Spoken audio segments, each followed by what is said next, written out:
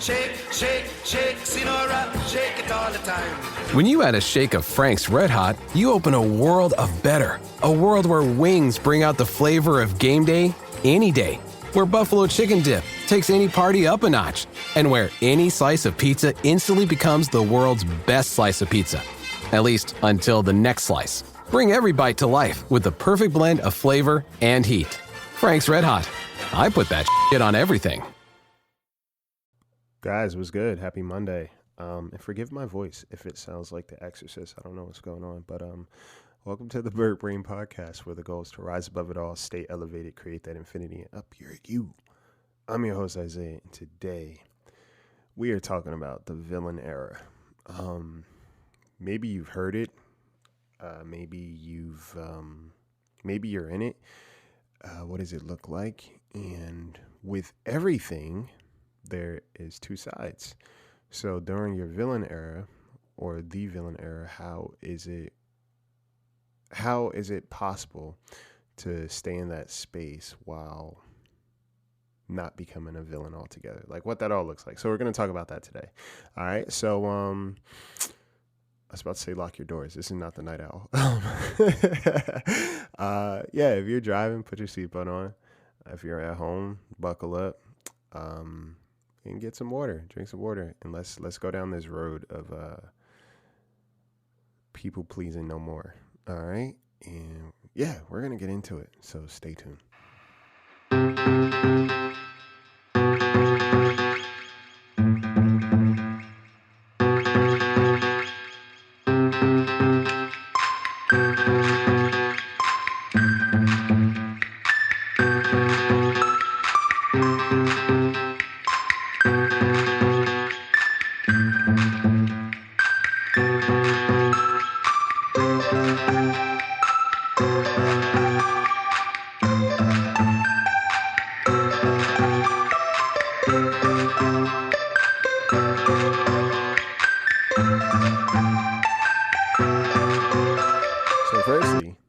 Shout out two new patrons we got rocking with us.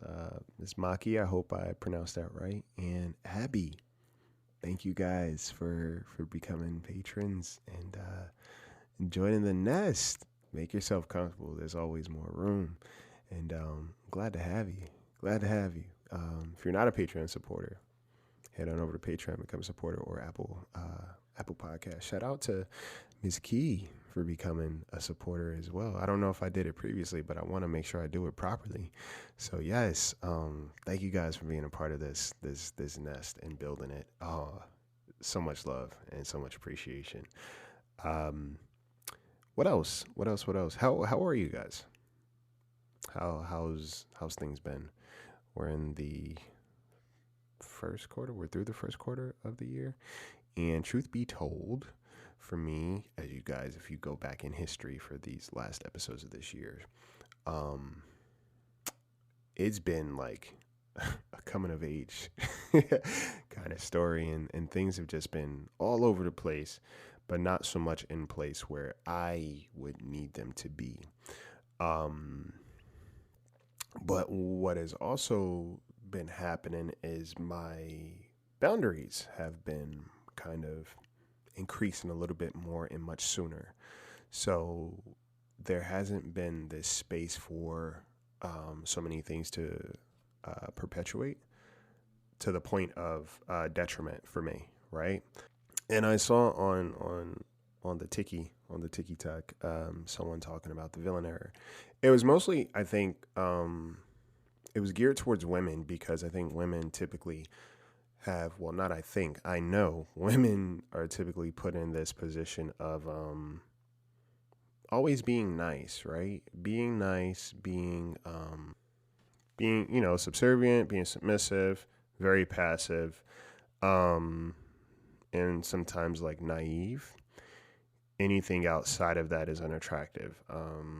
Onto that, women of color especially, expressing themselves or exhibiting human emotions immediately, they're perceived as the aggressor. They're being aggressive, they're being what's the word I'm looking for? Combative, etc. Meanwhile, They could just potentially be expressing the same emotions that someone else would be expressing, but because of their melanin, they're more menacing. And, the villain era kind of basically talks about eradicating the people-pleasing tendencies, the people-pleasing personality. And again, it's predominantly geared towards women, because I think a woman said it originally. But I've noticed it for myself, and maybe there's some other guys out there that kind of align with the same. Well, I know it is, because it's like, people pleasing, being overly nice is not something that is gender specific, but it's usually gender geared. Again, is more focused on women, right? Or it exists more with women, because women are kind of told to be, stay in your place, mind your business, mind your manners, don't speak unless spoken to, insert whatever else, or you're not attractive. No one's going to want a woman that has an opinion and also has feelings about things. And I know for me, speaking for me specifically, I know I've been kind of toting this line of not having a response to everything, or being nice because physically what I look like, and, being a person of color, a lot of times being in rooms and spaces. I remember, I'll never forget this one time I was working. It was probably about 2 years. And this like, it's an instant memory for me, because it was so uncomfortable. But basically I was working, and I was setting up a photography set, and this woman, she came over and was immediately flippant, dismissive, very crass, very rude off the rip.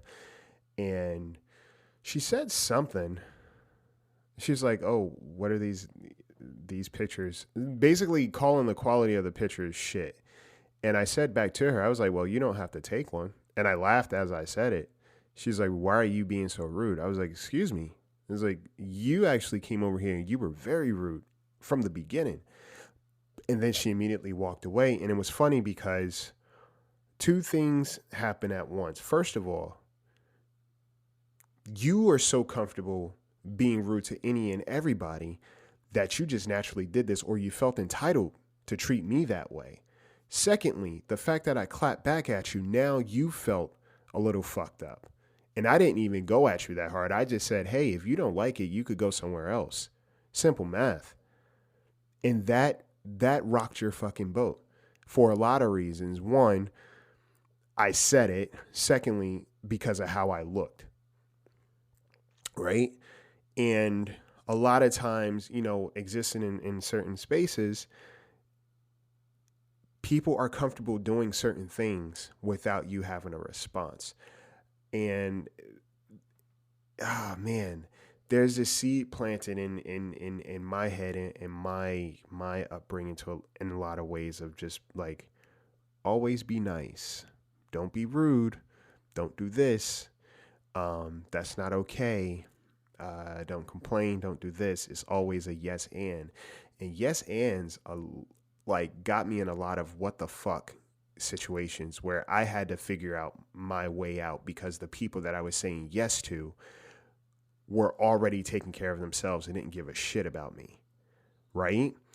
And that continually happened. And it's like, I don't have to keep putting myself through rings of fire in the hopes that you eventually value me. Either you value me or you don't. And if you do, you'll show it from the jump. If you don't, you'll also show it from the jump. I don't need to keep going through things. It's that whole thing. And I've said this to myself. I'm out of this space of making sure people know that they can rely on me. And I don't know who these people are because of how they've shown me they move consistently. So it's like, I'm showing you I'm consistent, I'm loyal, and all this other shit. Meanwhile, I don't know what I'm going to get from you at any given moment. There's an imbalance there, right? So the villain error kind of emphasizes the importance of no longer being a people pleaser, having boundaries, and being okay being the villain in the story of somebody who has you fucked up. In simple terms, right? Pardon my French. If there's anybody listening and their ears are like, or you're clutching your pearls, like, oh my God, Isaiah. But yeah, that's the concept of the villain era. And I've kind of been in this space a little bit more because what I've been doing is I've been looking at my life, right? I've been looking at, even in the past couple of months, I've been looking at my life, right? I've been looking at the people I've been trying to look out for. And then I've been looking at, again, my life and looking at who is around me, looking out for me. And there's an imbalance, right? So it's not that I now have to go around being the villain walking through the streets of Gotham and shaking shit, right? Or destroying things. What it just means is that at this point in time now, I don't really give a fuck if I have to walk away from a situation or a person who mishandled me. I don't really give a shit about somebody's feelings who didn't consider mine at all. And it's not that I'm going to be, like, again, brash, but I'm going to step away, or if I have to step to you, one or two things are going to happen. I'm not going to dismiss my feelings just so you can feel okay with how you mishandled me now. It's just a different energy. And with anything that has good intentions, there is the possibility for, something to seep in, like the toxic waste to kind of seep in there. And when we talk about boundaries, that's always this confusing conversation because people will consider their flippancy or ambivalence or their dismissiveness or their crassness, or I'm just being honest, as them establishing boundaries or being in their villain era. Now, there's a difference between being in your villain era and being plain fucking a villain, just an ill-spirited person, right? There's a big difference. There's a big distinction too, because like a pendulum, right? A pendulum swings opposite ways and the momentum goes extreme left or extreme right, right? It goes one direction. Both directions are very extreme when it hits a pendulum. And then it eventually comes into the middle, but it takes work. So if you are a people pleaser, right? If you've lacked boundaries for an extensive period of time, understanding your worth now is kind of like, whew, it's a hard swing to the opposite side. And I almost say that it kind of needs to happen, right? There's going to be boundaries in place. You're not fucking with a lot of people anymore. Like the relationships are going to shift, whatever the case may be, because the awareness triggers you. There's a shocking awareness to the relationships that you have with people who don't really give a shit about you past their own needs, right? They don't give a shit about you past their own needs. And if you have a certain feeling about certain things or you speak up or whatever, they feel some type of way. Why? Because they're used to you not saying anything. They're used to you being okay with their treatment. They're also used to people not holding them accountable, right? And I know accountability is even like this very nuanced topic because in a weird way, it's a dead language. It's kind of like Latin, right? Like accountability, no one wants to be held accountable, but everybody wants to hold everybody else accountable. The truth of the matter is this. You can't force somebody to see the error in their ways, but you can hold somebody accountable by reevaluating the relationship. I've seen multiple times where somebody is like, oh, well, how do I hold this person accountable and show them the error in their ways, whatever? It's like, why are you working so hard to let a person know, hey, you did this wrong, you did it. It's like, it's not that deep. And it's like your eagerness to point them out means that you're willing to go extra lengths or in some ways be very abrasive to get your point across. So at this point, it's not about protecting your peace. It's about disturbing somebody else's. That's the difference between a peaceful person, right? And somebody who claims they are a peaceful person. It's about how you handle situations. Like, I can hold somebody accountable in my life. And the way I do that is either I have a conversation and I'm like, yo, this, and this. this happened. This is how I feel about it. Where's your spin on that? And how they respond is how we move from there, right? If they're like, oh man, I'm sorry, whatever. And that's something to be mindful of too before I go any further. How somebody responds to you having feelings is indicative of who they are and how they feel about you. Okay? I'll just put that out there. But if I have a conversation with somebody, I'm like, this, and this happened, right? This is how I feel. What's your take on this? And they say whatever they need to say. And if there's a disconnect, right? Or we move forward and the things continue to happen, I don't feel the need, me personally, Isaiah Frizzell, does not feel the need to keep having a conversation about your character. Are we clear about that? I'm not going to keep reminding you how to be a decent human. That was your parents' job, first of all. And if you're a grown-ass person, you're a full-ass adult. Granted, you may not have done the work, but it's still not my work. Does that make sense? Like, I'm not going to be your wake-up call every fucking day for you to do better. Because truth be told, the work, the healing, the growth, and all that, that's a you responsibility. That's your work to do. Somebody can be a reminder to some degree, but people are not going to change unless they want to change. People will always be people outside of your influence. Okay? People will always be people outside of your influence. So for the people out there that feel the need of like, oh, I need to hold this person accountable. I need to do this. I need to make them aware of their wrongdoings, and I got to, make them get it. It's no. You got to make yourself get it, because by you trying to force this person to see the error of their ways and all that other shit, it's like you're missing the point. And what you're reflecting is actually that you haven't done a lot of growing and you are not holding yourself accountable. You're more eager for somebody else to change before you decide to change or pivot from the situation. And that in itself can become a little villainous, right? Being in the villain era in itself is just simply understanding that I don't have to take care of everybody and I don't have to show up to places that will be a detriment to me. And if somebody feels some type of way about that, maybe we can have the conversation, but I don't need to defend myself. I don't need to over-explain myself. And if somebody is committed to misunderstanding me, then so be it. My goal is to not have everybody like me. My goal is to be valued. That's what the villain era is, the umbrella of it, right? It's removing yourself from situations that make you feel less than. Just make you feel less than, but you have to constantly keep giving more just for the bare minimum, okay? Or certain things happening, and I'll flesh out. It's something I've been holding on to for a couple of months, and I've kind of tiptoed around it in previous episodes, but I haven't really led into it.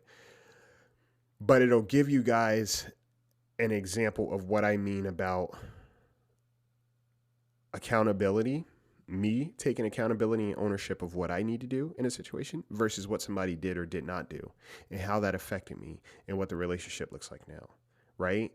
And also what it means to have a boundary with somebody and not letting things continually happen, because I don't need to touch fire to know that it's hot. In other words, it's like, I don't need to have a person back in my life for them to potentially do the same shit all over again. One, or I can see something from a distance and recognize that that's not something I want to experience altogether. Okay. And that's my choice. That's my piece. That's my responsibility. I'm not expecting people, or I'm not demanding people to be what I need them to be in my life. There's no demands there, right? There's no demands there, which is why I'm able to maneuver in relationships a little, like, kind of freely in a way, because what I understand, and I put it more on me than the other person. I ask myself, hey, does this feel good? Do you feel safe with this person? What has this person exhibited up until this point? Are you okay with that? Are you okay with that? Isaiah, are you okay with that? Oh, you're not? Dope. Let's get our shit. We're out. Oh, you are? All right, cool. Let's rock with them. They seem cool. Right? That's how I'm moving now. And whether or not somebody feels some type of way about that, like you got funny feelings because of how you mishandled me, that's your shit to deal with. That's not mine. The villain era means you are not taking care of other people's feelings in substitute of your own. The villain era means you're not going to keep allowing yourself to get hit, right? Just for the sake of sparing somebody's accountability. The villain era also means that you are okay with somebody being uncomfortable about you not being in their life anymore, either at all or the way you used to be. That's what the villain era means. It doesn't mean you're void of feelings. It doesn't mean you are void of awareness. Because with great wrath comes great responsibility. You see what I did there? Guys, come on. All right, do better. I'm going to need you guys to laugh. All right? I'm trying out this new stand-up thing. I'm not. But yes, so with the villain era is this understanding of I will be the villain in the story of some people who had me fucked up. And I'm willing to be the villain in those stories. The reason why is because up until this point, I was very kind. I was very consistent. I was very sincere. I was very genuine. And all that got me was ambiguity, mistreatment, and me trying to sort out my feelings on my own, even though there were two people involved in this situation. Okay? The villain era still means that you're accountable. But what it means is that you are accountable for your feelings, right? You're aware of your feelings. You're aware of your needs. And you are okay walking away from situations that don't lean into that, situations that don't adhere to it, situations that don't recognize it, situations that are not reciprocal. That's what the villain era represents. Okay? The villain era doesn't mean you just go around being a dick and lashing out, throwing drinks, telling people how you feel, because there's a difference between being honest and being a grade A jackass. You can be honest with tact. So that's why when people are like, that's just how I am, or I'm just being honest, it's like, no, you're not just being honest. This is you trying to get your jabs in without somebody holding you accountable and calling you out, or somebody clapping back at you the way you need to be handled. You say, I'm just being honest. It's kind of like when somebody throws the Bible in your face. It's like, you can't argue with God, right? That's why I'm going to use this to shield me from anything you say in response to how I behave or what I say to you, right? That I'm just being honest shit. A lot of people who say that can't take honesty. A lot of people who say that are very fragile, but they feel the need to kind of dish it out and then hide. It's like, don't throw stones and hide your hand behind your back. That's some villainous shit right there. That's a true villain. I think a lot of times people want to, it's like you have to ask yourself, am I looking to care less, feel less, right? The villain, because the villain is reckless. They don't care. They just wreck shit. They don't care who's in their way. But the villain probably came from a long line. The villain at some point was probably a people pleaser, right? If you look at heroes, comic books, and I keep thinking about the Joker for some reason, but the villain at some point in time was probably a people pleaser whose pendulum swung the opposite way and just never settled back into the middle, right? Because when you're a villain, you get to do whatever, and you have nobody to answer to. And I think that's why sometimes people get caught up, because it's like, do I want to care less, or do I want to just hurt less? There's a difference, right? And if you're establishing boundaries, you'll hurt a lot less. But there's a difference, because I'll never seek to not be who I am. And I've tried that whole concept of man, I wish I just cared less. I wish I was, as kind of callous as a lot of people who claim to not care. I realize a lot of the people who move like that are either emotionally immature or they stick and move, right? They hang around people who are just as careless as they are. So therefore, there's no real accountability there, right? It's like, oh, we all don't give a fuck. So I feel cool moving this way, right? The villain tries to exist, or not tries to, the villain exists in this realm of, I don't have relationship with anybody to care about how I affect somebody.